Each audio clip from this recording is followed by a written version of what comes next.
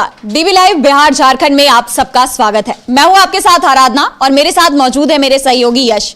और इस वक्त बिहार में एक चर्चा बहुत ज्यादा गरमाया हुआ है। मतलब एक सवाल चल रहा है कि इंडिया गठबंधन का नेतृत्व कांग्रेस को नहीं करना चाहिए। राहुल गांधी के नेतृत्व पर सवाल उठाए जा रहे हैं और इस पर लालू यादव के बयान ने काफी हड़कंप मचा दिया है। लालू यादव के बयान पर तरह तरह के बयान सामने आए और तरह तरह के जवाब आ रहे हैं। हम इन सभी चीजों पर चर्चा करेंगे। उसके बाद हम नीतीश कुमार की यात्रा पर भी चर्चा करेंगे, जहां हम देख रहे हैं कि बिहार में विधानसभा चुनाव के लिए अभी से सरगर्मियां देखी जा रही हैं और नीतीश कुमार की यात्रा शुरू होने वाली है। तेजस्वी यादव यात्रा ऑलरेडी कर चुके हैं और उनकी यात्रा का दूसरा चरण भी एक तरह से शुरू होने जा रहा है। और वहीं इस दौरान आरोप प्रत्यारोप का दौर भी देखा जा रहा है। हम इन सभी चीजों पर चर्चा करेंगे, लेकिन सबसे पहले हम बात करते हैं लालू यादव के उस बयान की जिसे लेकर तहलका मचा हुआ है। तो लालू यादव ने कहा है कि कांग्रेस के विरोध से कुछ नहीं होता, इंडिया गठबंधन का नेतृत्व ममता बनर्जी को करना चाहिए। जी हां, पश्चिम बंगाल की मुख्यमंत्री ममता बनर्जी का नाम सामने आ रहा है और इस तरह के दावे किए जा रहे हैं कि ममता बनर्जी को ही इंडिया गठबंधन का नेतृत्व करना चाहिए। ये पूरा विवाद क्या है यश, मैं आपसे पूछना चाहूंगी कि ये जो एक चर्चा चल रही है ये आ ही क्यों रही है, क्या है ये विवाद? धन्यवाद आराधना। देखिए, हाल ही में ममता बनर्जी की तरफ से यह प्रस्ताव आया था कि इंडिया गठबंधन की जो अगुवाई है वो मैं करना चाहती हूं। उसके बाद जो है बीजेपी को तो एक तरह से मुद्दा मिल गया। बीजेपी तो यही चाहती कि इंडिया गठबंधन में अब नहीं तो तब टूट हो जाए, कोई ना कोई दरार आ जाए। और इसको जिस तरीके से बीजेपी पेश करने की कोशिश कर रही है, असल में कहानी इससे विपरीत है। बीजेपी ये कह रही है कि देखिए, ममता बनर्जी ने अगर ये कहा है कि मैं अगुवाई करना चाहती हूँ इंडिया गठबंधन की, तो एक तरह से ये राहुल गांधी के नेतृत्व पर सवाल उठा रही हैं। तो अब जो है टूट शुरू हो गई इंडिया गठबंधन में, ये उनका कहना है। और जो बाकी जो एनडीए समर्थित और भी दल हैं बीजेपी के अलावा भी, वो सब भी इसको लेकर हमलावर हो गए हैं कि अब जो है इंडिया गठबंधन टूट की ओर है। लेकिन इसको लेकर एक दूसरा नजरिया भी है। इसको लेकर ये कहा जा रहा है आराधना कि ममता बनर्जी जो है, चूंकि उनकी वरिष्ठता है, उनका राजनीतिक अनुभव है और वो चाहती है कि इंडिया गठबंधन जो है उसकी अगुवाई ठीक तरीके से, उसका प्रतिनिधित्व जो है वो सही तरीके से हो। उसको लेकर उन्होंने एक प्रस्ताव दिया है कि अगर इंडिया गठबंधन को और बेहतरी से काम करना है तो मैं अपना योगदान देने के लिए तैयार हूं, मैं नेतृत्व करने के लिए तैयार हूं। और चूंकि वो एक वरिष्ठ नेता हैं और उनका एक रिकॉर्ड भी रहा है कि बीजेपी जो है उसकी चाणक्य नीति जो हर जगह वो किसी ना किसी तरीके से विपक्ष को तोड़कर आगे बढ़ने का काम करती है, लेकिन बीजेपी ममता बनर्जी का जो किला है बंगाल में उसको भेदने में हमेशा विफल रही है। वही हाल दिल्ली में भी है। तो एक तरफ से ममता बनर्जी को इसका प्लस पॉइंट भी मिलता हुआ दिख रहा है। अगर वो कह रही हैं कि मैं इंडिया गठबंधन का नेतृत्व करूंगी, तो ममता बनर्जी का रिकॉर्ड भी रहा है कि बीजेपी जो है उसको उन्होंने अपने किले में घुसने नहीं दिया और वहां जो अमित शाह की जो चाणक्य नीति थी वो फेल होती हुई दिखाई दी है। तो ममता बनर्जी इसको लेकर भी कह रही हैं। लेकिन कुछ अंदरूनी सूत्र भी हैं ऐसे आराधना, जिसको लेकर कई लोग ये कह रहे हैं कि अब राहुल गांधी के नेतृत्व पर सवाल उठ रहा है। लेकिन कहीं पर भी राहुल गांधी के नेतृत्व पर सवाल नहीं उठा रहा है इंडिया गठबंधन। वो कह रहा है कि क्या इसका नेतृत्व बदल देना चाहिए, क्योंकि अगर राहुल गांधी का नेतृत्व फेल रहता है तो आप बताइए कि पिछले 2 बार से जो पूर्ण बहुमत से केंद्र में सरकार बनती रही है, इस बार राहुल गांधी की जो मुहिम थी, संविधान बचाने की मुहिम थी, उसको लेकर ही बीजेपी जो 400 पार का दावा कर रही थी और जो तमाम एग्जिट पोस्ट 400 पार ही कह रहे थे, वो चुनाव नतीजों के बाद विंडोज पे बैठ के रो रहे थे, क्योंकि 240 पे बीजेपी सिमट गई थी। इसके पीछे सबसे प्रमुख कारण जो थे वो राहुल गांधी ही थे, जिन्होंने पूरे इंडिया गठबंधन की अगुवाई की। और अब जहां जहां उन्होंने प्रचार किया वो संविधान की प्रति साथ लेकर गए। उन्होंने संविधान बचाने की मुहिम छेड़ी और बताया कि बीजेपी किस तरह से संविधान को खत्म करना चाहती है। तो कहीं पर भी ये राहुल गांधी के नेतृत्व पर सवाल नहीं आराधना, लेकिन कहीं ना कहीं ये भी है कि इंडिया गठबंधन जो है और कैसे मजबूती से आगे बढ़े, उसको लेकर ये जो पहल की है ममता बनर्जी ने, उसका बहुत सारे जो इंडिया गठबंधन के और भी जो नेता हैं उन्होंने इसका समर्थन किया है। जैसे हम बात करें संजय राउत की, तो उन्होंने सीधे तौर पर यह कहा है कि अगर ममता बनर्जी ये कह रही हैं कि मैं नेतृत्व करूंगी इंडिया गठबंधन का, तो राहुल के नेतृत्व पर इससे कोई सवाल नहीं उठ रहा है। राहुल गांधी तो हम सबके लीडर हैं, ये कहना है संजय राउत का। उनका यही कहना है कि हम सब ने मिलकर इंडिया गठबंधन को बनाया है और इस मांग के बावजूद कांग्रेस देश की सबसे बड़ी और सबसे पुरानी पार्टी है। इस बात से इनकार नहीं किया जा सकता। लेकिन अगर पार्टी में कोई कहना चाहता है कुछ, तो उन सबका स्वागत है, ममता बनर्जी का भी स्वागत है। और दल भी कुछ कहना चाहते हैं जो इंडिया गठबंधन में शामिल है, उनका भी स्वागत है। हम एक टेबल पर बैठकर सभी इंडिया गठबंधन के दल इस पर चर्चा करने को तैयार है और कांग्रेस भी अपना प्रस्ताव लेकर वहां आए इस नेतृत्व का जो सवाल है उस पर।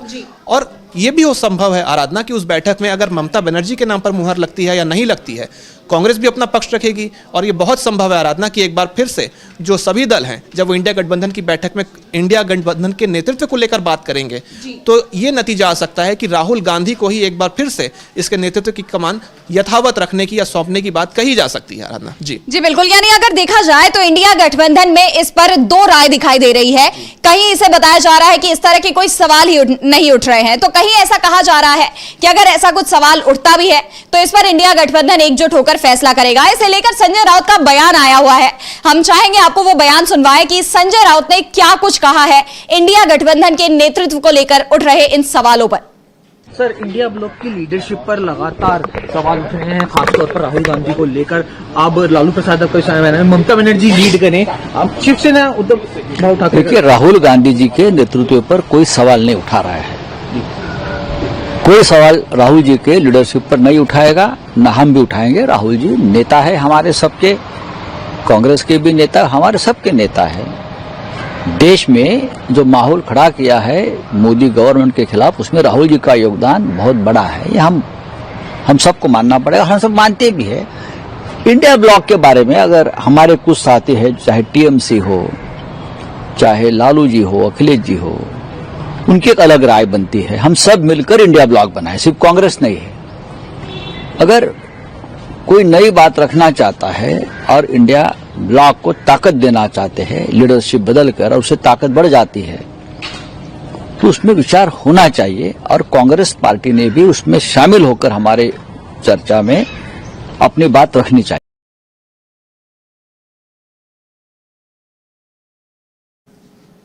तो आपने देखा कि कैसे संजय राउत ने इस सभी मुद्दे पर अपना जवाब रखा और उन्होंने कहा कि उस पर विचार होना चाहिए और इस पर सभी को अपना पक्ष रखना चाहिए। इंडिया गठबंधन किसी एक दल से नहीं बना, बल्कि हम सारे दल एकजुट होकर इस गठबंधन में शामिल हैं। तो इस तरह के कई तरह के बयान सामने आ रहे हैं और कहा तो यह भी जा रहा है यश कि ऐसा कोई प्रस्ताव आया ही नहीं है, ये बस एक मुद्दा उठाया गया और इसे बार बार उछाला जा रहा है, जबकि हकीकत में ऐसा कोई सवाल उठ ही नहीं रहा है। ऐसा इस पर क्या कहना है आपको? देखिए, जितना बड़ा यह मुद्दा है नहीं, या जितना गंभीर ये मामला लग नहीं रहा है, उससे ज्यादा जो बीजेपी और एनडीए है इस मामले को गा गा के ये बताना चाहती है कि अब देखिए इंडिया गठबंधन में दरार आ गई है, अब इंडिया गठबंधन में टूट शुरू हो रही है। क्योंकि ममता बनर्जी जो है उन्होंने ये दावा ठोक दिया कि अब मैं इसका नेतृत्व करूंगी, तो क्या ये सीधे तौर पर राहुल गांधी के नेतृत्व पर सवाल है? लेकिन आराधना, जो कांग्रेस के अंदरूनी सूत्र हैं वहां से ये खबर निकलकर सामने आ रही है और इसको मैं पढ़कर बताना चाहूंगा दर्शकों को कि इंडिया गठबंधन के नेतृत्व में किसी भी तरह के परिवर्तन का कोई प्रस्ताव सहयोगी दलों की तरफ से अभी तक नहीं आया है। यानी अगर ममता बनर्जी ये भी कह रही हैं कि मैं इसका नेतृत्व करना चाहती हूं इंडिया गठबंधन का, तो वो इंडिया गठबंधन के लिए उन्होंने सिर्फ मौखिक रूप से ये बात कही है। ये ऐसा नहीं है कि उन्होंने पार्टी की मीटिंग बैठाने की ही बात कह दी है कि चलिए बैठते हैं और नेतृत्व तय करते हैं। तो एक तरह से अभी तक ये मामला टेबल पर नहीं आया, सिर्फ मौखिक रूप से उन्होंने मौखिक प्रस्ताव दिया है ममता बनर्जी ने, जिसको लेकर जो एनडीए है और बीजेपी है इतना बड़ा मुद्दा बनाने में लगी हुई है। अभी भी जो कहा जा रहा है इंडिया गठबंधन के जो सभी दल हैं, कांग्रेस तो है ही, कांग्रेस के अलावा उनका अभी भी मानना है कि हमारे बीच कांग्रेस सबसे बड़ी पार्टी है, सदन के अंदर भी सदन के बाहर भी, और वो लगातार बहुत ही सक्षमता के साथ राहुल गांधी के नेतृत्व में, मल्लिकार्जुन खड़गे के नेतृत्व में, और अब तो प्रियंका गांधी भी बतौर सांसद सदन में दिख रही हैं, इन सब के नेतृत्व में जो कांग्रेस है वो बहुत ही सही काम कर रही है। तो इसलिए अभी तक किसी भी इंडिया के दल ने कोई ऐसा प्रस्ताव आधिकारिक तौर पे पेश नहीं किया है कि चलिए हम मीटिंग बैठाते हैं और नेतृत्व पे सवाल खड़े किसी ने किए हों, ऐसा कुछ भी नहीं है। चूंकि वरिष्ठ नेता हैं ममता बनर्जी, तो एक तरह से उन्होंने मौखिक रूप से ये भले ही कह दिया हो, लेकिन उन्होंने भी ऐसा नहीं है कि कोई लेटर भेज के मल्लिकार्जुन खड़गे से ये अपील की हो कि इंडिया की बैठक बुलाइए, तत्काल बुलाइए और इस पर हम चर्चा करते हैं और मुझे इसकी अगुवाई करनी है। तो इसको लेकर यही है कि ये जितने भी दल हैं ये सभी एकजुट हैं, और अगर इसमें टूट होनी होती तो काफ़ी पहले हो जाती। लोकसभा चुनाव हुआ, उसके बाद हरियाणा में चुनाव हुए, जम्मू कश्मीर में चुनाव हुए, महाराष्ट्र में चुनाव हुए, झारखंड में चुनाव हुए, इंडिया गठबंधन एकजुट रहा, और अभी आने वाले जो चुनाव है उसमें भी इंडिया गठबंधन जो है उसकी एकजुटता दिख रही है। अगर ये एकजुटता नहीं होती और इसमें कोई टूट आ रही होती तो ज्यादा दिन नहीं हुए आराधना, अभी कुछ दिन पहले ही झारखंड में इंडिया दल के जो सभी बड़े बड़े शीर्ष नेता हैं सभी दलों के, वो एकजुट दिखाई दिए थे। यानी जो हेमंत सोरेन का शपथ ग्रहण था वो सिर्फ शपथ ग्रहण ना होकर बल्कि इंडिया का एक सशक्तिकरण, एक तरह से शक्ति प्रदर्शन का कार्यक्रम था, जहां आप देखिए मल्लिकार्जुन खड़गे, राहुल गांधी, ममता बनर्जी, भगवंत मान, केसी वेणुगोपाल, एमके स्टालिन, ये सब कोई नजर आए थे। तो ममता बनर्जी भी वहीं थी, राहुल गांधी भी वहीं थे, तो इनके बीच में दरार आने वाली कोई बात नहीं है। और इस पर तो राहुल गांधी की प्रतिक्रिया का इंतजार है, और ऐसा लगता है कि राहुल गांधी भी अगर इस पर प्रतिक्रिया देंगे तो वो ममता बनर्जी के इस बयान का सम्मान ही करेंगे, और वो कहेंगे क्यों ना इस पर चर्चा हो ही जाए, क्योंकि अगर सभी दल ये कह रहे हैं तो इससे हम टूट नहीं कह सकते। इसको इस नजरिए से देखा जाना चाहिए आराधना, कि सभी जो इंडिया के दल हैं वो ये चाहते हैं कि इंडिया गठबंधन का जो नेतृत्व है वो और बेहतरी से हो। जी बिल्कुल, और कहा तो ये भी जा रहा है यश कि ये सारी चीजें जानबूझकर की जा रही हैं, क्योंकि जब से राहुल गांधी ने लोकसभा में नेता प्रतिपक्ष का पद संभाला है तब से इस तरह से राहुल गांधी लगातार मुद्दे उठा रहे हैं और मोदी सरकार के लिए बड़ी चुनौती बनकर सामने आए हैं। और चाहे अदानी का मुद्दा हो या जो भी मुद्दे हो, इन सब पर एक तरह से ध्यान भटकाने की कोशिश की जा रही है, इसलिए इस मुद्दे को तूल पकड़ाया जा रहा है, नेतृत्व पर सवाल खड़े किए जा रहे हैं। ऐसा इन चीजों पर आप क्या कहेंगे? देखिए, जब जब चुनाव आते हैं तब तब बीजेपी कुछ ना कुछ अपने जो विपक्षी दल हैं उनके लिए इस तरह के काम करती ही है। उनको जेल भेजने का काम, पार्टी को तोड़ने का काम, ईडी सीबीआई के छापे मरवाने का काम। तो अब जब दिल्ली के चुनाव हैं और बिहार के चुनाव बस आने वाले हैं, तो अब जो है बीजेपी इस ना के बराबर मुद्दे को ऐसा मुद्दा बनाने में लगी हुई है जिससे लोगों को ये लगे कि इंडिया में दरार आ गई है और इंडिया गठबंधन खतरे में है। लेकिन ऐसा कुछ भी नहीं है आराधना। जी बिल्कुल, यानी अगर देखा जाए तो इस तरह की जो चर्चाएं हैं ये महज उठाई जा रही हैं, ये बात ज्यादा उठकर सामने आ रही है। वहीं उमर अब्दुल्ला का भी इस पर बयान आया है। जम्मू कश्मीर के मुख्यमंत्री उमर अब्दुल्ला ने भी इस पूरे वाकये पर अपनी प्रतिक्रिया दी है। तो पहले आपको वो सुनवाते हैं कि उमर अब्दुल्ला ने क्या कहा है। कहाँ पे? देखिए, इलेक्शन के बाद इंडिया गठबंधन की कोई मीटिंग हुई नहीं है, तो चेंज ऑफ लीडरशिप का सवाल कहाँ पे उठता है?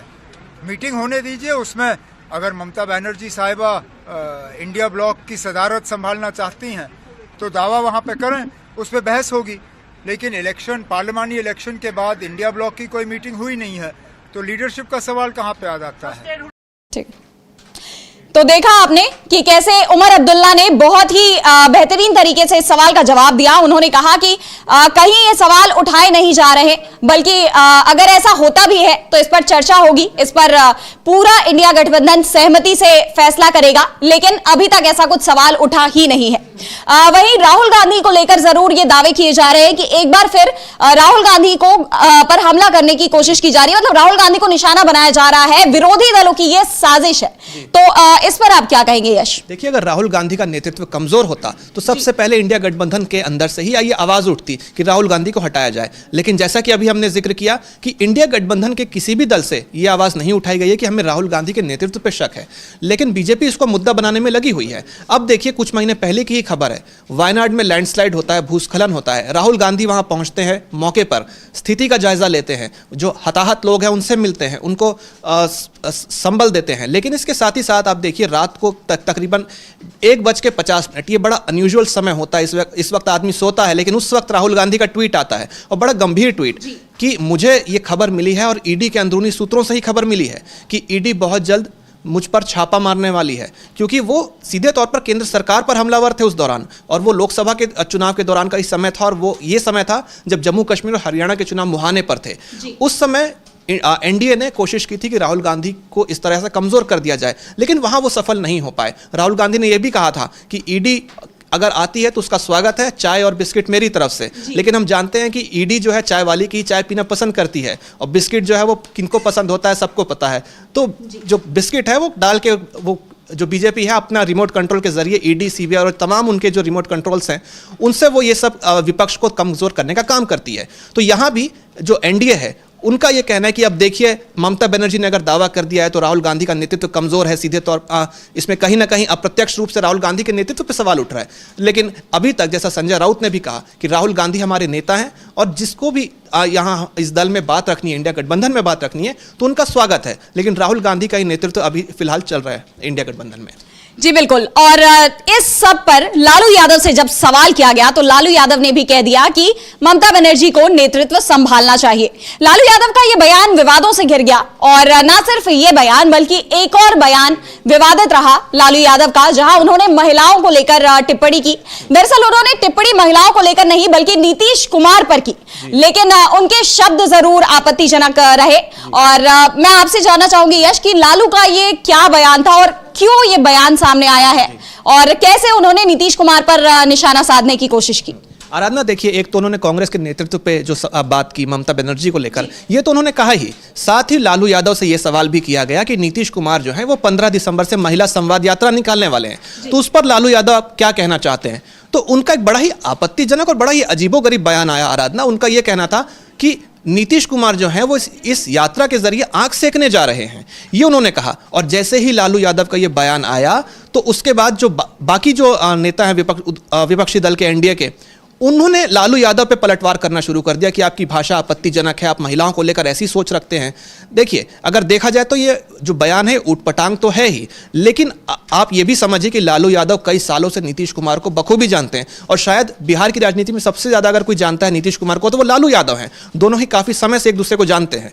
तो लालू यादव के शब्द पर अगर ध्यान ना दिया जाए और उनकी मंशा, उनका मंतव्य जो है, जो लालू यादव इस बयान के पीछे कहना चाह रहे हैं, उसको देखा जाए तो सीधे तौर पे वो महिला सुरक्षा पे सवाल उठा रहे हैं, महिलाओं के सम्मान पे सवाल उठा रहे हैं कि यानी एक तरह से उन्होंने मुख्यमंत्री पर ही आरोप लगा दिए महिला सुरक्षा को लेकर। जी, सीधे तौर पर लालू यादव का यही कहना है। अगर उनके बात का निचोड़ हम निकालें तो भले ही जो शब्द हैं वो आपत्तिजनक है आराधना, लेकिन उन्होंने जो बात कही उसका अर्थ यही निकलता है कि नीतीश कुमार पहले राज्य में महिलाओं की सुरक्षा सुनिश्चित करें, उनका सम्मान सुनिश्चित करें, वरना किस मुझसे आप 15 दिसंबर को महिला संवाद यात्रा शुरू करने वाले हैं। क्योंकि आपको पता चल गया है कि जो इस बार आपकी सरकार है डामाडोल स्थिति में है, तो आप इस फिराक में है कि चुनाव जल्दी करा लिए जाएं, और इसलिए आपने आनंद फानन में तेजस्वी यादव के ही तर्ज पे, तेजस्वी यादव की तो कई 3-4 चरण पूरे हो चुके हैं यात्रा के, तो 15 दिसंबर से नीतीश कुमार भी महिला संवाद यात्रा निकालने वाले हैं।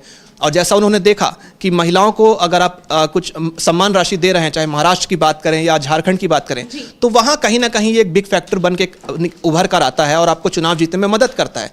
तो उसको लेकर भी उन्होंने 2100 रुपए की राशि का ऐलान किया है। तो वो भले ही महिलाओं को ये सब लुभावने वादे जो हैं उसको लेकर वो 15 तारीख से उनके बीच जाने वाले हैं, लेकिन लालू यादव का ये जो बयान है, इसको कहने के पीछे मंशा यही बताई जा रही है आराधना कि सबसे पहले जो नीतीश कुमार है वो राज्य में महिला सुरक्षा पे ध्यान दें, महिलाओं के सम्मान पे ध्यान दें, उनकी साक्षरता पे ध्यान दें, उनके स्वास्थ्य पे ध्यान दें, उनकी आजीविका पे ध्यान दें, और उसके बाद जो है, वरना आप किस मुंह से जाएंगे उनका सामना करने, उनसे बात करने और उनसे वोट मांगने के लिए।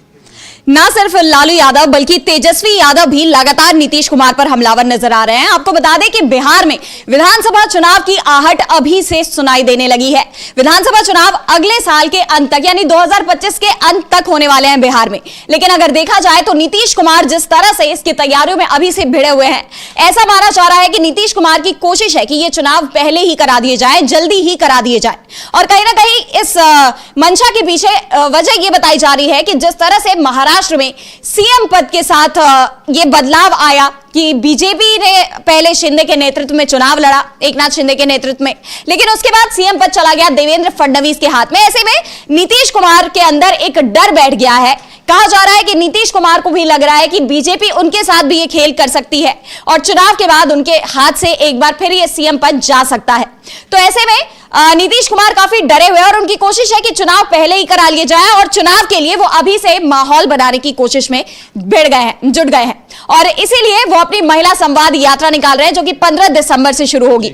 लेकिन इस यात्रा में खर्च किए गए पैसों को लेकर जरूर वो सवालों के घेरे में आ गए हैं। कई तेजस्वी यादव ने इससे पहले भी सवाल उठाए थे और उन्होंने कहा था कि अगर आपको एक आम यात्रा ही लोगों से जुड़ना है, लोगों से जुड़ने के लिए इतने पैसे खर्च करने की जरूरत क्या है। आपको बता दें कि 225 करोड़ रुपए खर्च हो रहे हैं नीतीश कुमार की इस महिला संवाद यात्रा में और इसे लेकर ही ये यात्रा पूरी तरह से सवालों के घेरे में आ गई है कि जनता के पैसे कहां लगाए जा रहे हैं। और इस पर तेजस्वी यादव ने एक बार फिर प्रतिक्रिया दी है। यश, तो क्या कहा है उन्होंने, आप हमारी जनता के साथ साझा करें। जी आराधना, अभी जब तेजस्वी यादव अपनी यात्रा कर रहे थे, मुंगेर में थे, बेगूसराय में थे, तो वहां उन्होंने ये बात कही थी कि नीतीश कुमार भी 15 तारीख से अपनी यात्रा शुरू करने वाले हैं। उसको लेकर उनके पास यह आंकड़ा था कि 225 करोड़ रुपए इस यात्रा पर खर्च होने वाला है। तो तेजस्वी यादव ने सीधे तौर पर यह सवाल किया था कि आप ये बताइए कि जो राज्य के जनता की गाढ़ी कमाई है उसको आप इस तरह से बहाने के लिए जा रहे हैं। ये देशव्यापी कोई आपका वो तो नहीं है दौरा, आप अपने राज्य में ही घूमेंगे और महिलाओं से मिलेंगे, आपको अपनी ही जनता से मिलने के लिए इतने बड़े फंड की क्या जरूरत है। ये सवाल उन्होंने किया था आराधना। और अब उन्होंने ट्वीट करते हुए सीधे तौर पर नीतीश कुमार की इस यात्रा से पहले ही उनको घेरने का काम किया है। वो ट्वीट पढ़कर हम बताते हैं दर्शकों को कि उन्होंने क्या कहा है तेजस्वी यादव ने। नीतीश कुमार की यात्रा पर तेजस्वी यादव ये कह रहे हैं कि 2 अरब 25 करोड़ 78 लाख रुपए। जी हां, आपने सही सुना और यह कैबिनेट नोट भी सही पढ़ा। मात्र 15 दिनों की यात्रा में अरबों रुपए बिहार के खजाने से मुख्यमंत्री श्री नीतीश कुमार अपने प्रचार प्रसार की बाढ़ में बहाने के लिए जा रहे हैं। 20 बरस तक बिहार को बेतहाशा बेरोजगारी, बड़े पैमाने पर पलायन, जानलेवा महंगाई, अपरंपार अपराध तथा भीषण भ्रष्टाचार की आग में झोंककर श्री नीतीश कुमार द्वारा पिछड़े व गरीब राज्य की गरीब जनता का 225 करोड़ रुपए अपनी चुनावी पिकनिक पर फिजूल खर्ची करना क्या जायज है?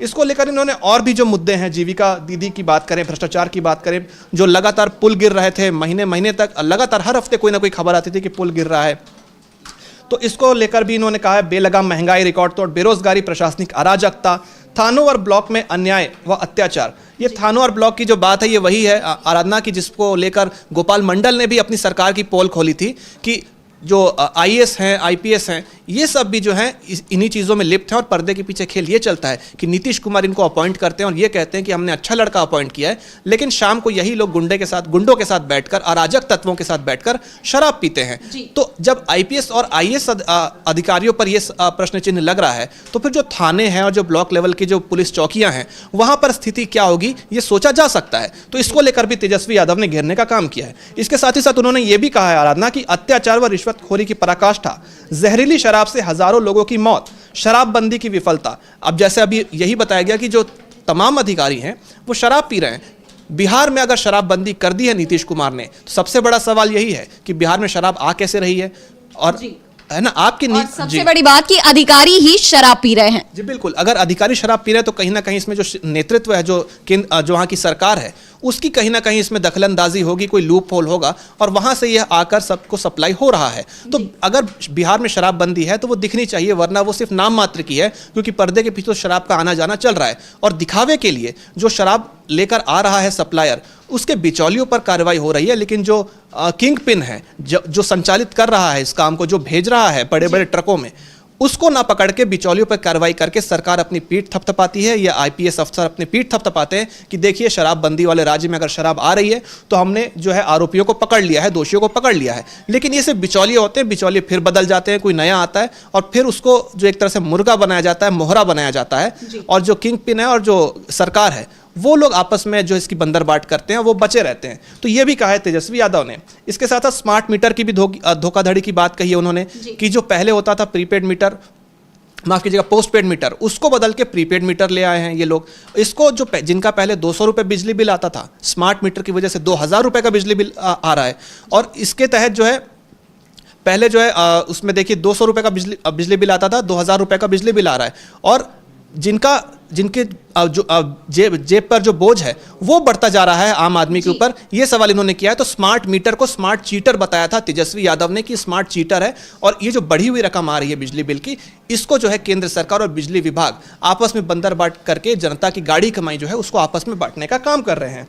इसको लेकर और भी इन्होंने कहा संस्थागत भ्रष्टाचार, अफसरशाही इत्यादि, और छात्रों, महिलाओं और बीपीएससी, तमाम मुद्दों पर इन्होंने घेरने का काम किया है आराधना। लेकिन सबसे बड़ा सवाल तो यही है कि क्या सीएम को 15 दिन की यात्रा के लिए 15 दिसंबर से लेकर 30 दिसंबर तक आप महिला संवाद यात्रा कर रहे हैं, ये कोई देशव्यापी यात्रा नहीं है। आप अपने राज्य में घूमकर अपने ही लोगों से, आधी आबादी से मिलना चाह रहे हैं, उसके लिए आपको 225 करोड़ रुपए खर्च क्यों करने हैं?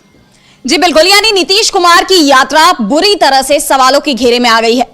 कहीं सवाल ये उठ रहे हैं कि आखिर इतने पैसे खर्च करने की जरूरत क्या है, तो कहीं सवाल ये भी उठ रहे हैं कि महिलाओं से संवाद करने से पहले महिलाओं को पहले उचित कानून व्यवस्था के घेरे में लाया जाए, महिलाओं को पहले सुरक्षा प्रदान की जाए, उनकी दिन प्रतिदिन की जो जरूरतें हैं पहले उन पर ध्यान रखा जाए, जो महंगाई से जूझ रही है, रसोई का जो उनका बजट बढ़ रहा है, इन चीजों पर ध्यान दिया जाए, ना कि केवल अपनी इस यात्रा पर। और ना सिर्फ यही, बल्कि तेजस्वी यादव ने इस यात्रा को चुनावी पिकनिक बताया है। नीतीश कुमार ना किसी जनता से जनसंपर्क की यात्रा पर जा रहे हैं, बल्कि एक चुनावी पिकनिक पर जा रहे हैं, ऐसा कहना है तेजस्वी यादव का।